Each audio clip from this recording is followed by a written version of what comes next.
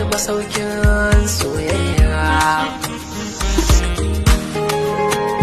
Tilo wanda yake taka rawar gani a fadin Najeriya duba da yake fitar da wakokin shi iri daban-daban. Na tabbatar da cewa masu fitaccen mawaƙi suna tare da mu a daidai wannan lokaci kuma a cikin wannan channel mai arba ga kasance ba goma abucin bibiyar wannan channel tabbata so da ka danna mun kalmar nan ta alamar subscribe da kuma alamar ƙararrawa domin ta ne za ka tabbatar min da cewa kana bibiyar wannan channel kuma kana saurara da dukkan wasu fitattun aika wannan muke kokari a kowane lokaci wajen ganin mun kawo muku kuma kun ji daɗin su to muna fata idan ka kasance ɗaya daga cikin fannin fitaccen mawaƙin na so da kai mai share ɗin bidiyon musamman zuwa group ɗinka na waƙar da na domin haka ne zai tabbatar min da cewa kana bibiyar dukkan fitaccen aika iri na wannan fitaccen mawaƙi wanda yake taka rawar gani a fadin Najeriya.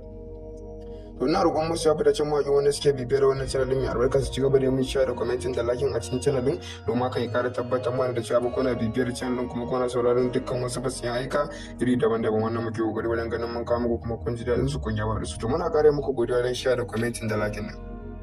Shararrai fitacce wannan aka fi sani da Jari ke taka rawar gani a fadin Najeriya duba da yake fitar da wakokin shi iri daban-daban. Na tabbatar da cewa masu yawa ga kasance ba goma abucin bibiyar wannan channel tabbata so da ka danna mun kalmar nan ta alamar subscribe da kuma alamar ƙararrawa domin taka ne za ka tabbatar min da cewa kana bibiyar wannan channel kuma kana saurara da dukkan wasu fitattun aika wannan muke kokari a kowane lokaci wajen ganin mun kawo muku kuma kun ji daɗin su to muna fata idan ka kasance ɗaya daga cikin fannin fitaccen mawaƙin na so da kai mai share ɗin bidiyon musamman zuwa group ɗinka na waƙar da na domin haka ne zai tabbatar min da cewa kana bibiyar dukkan fitaccen aika iri na wannan fitaccen mawaƙi wanda yake taka rawar gani a fadin Najeriya.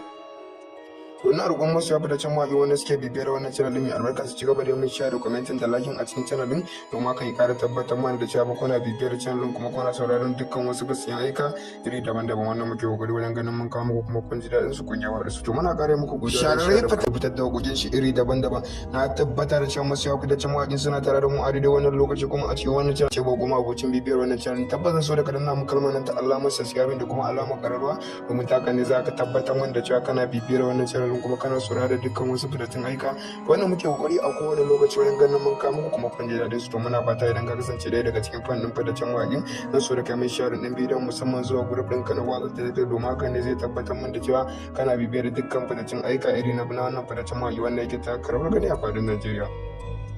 To na roƙon musu fitaccen mawaƙi wanda suke bibiyar wannan channel mai albarka su ci gaba da mun share da commenting da liking a cikin channel din domin haka ya ƙara tabbatar mana da cewa kuna bibiyar channel kuma kuna sauraron dukkan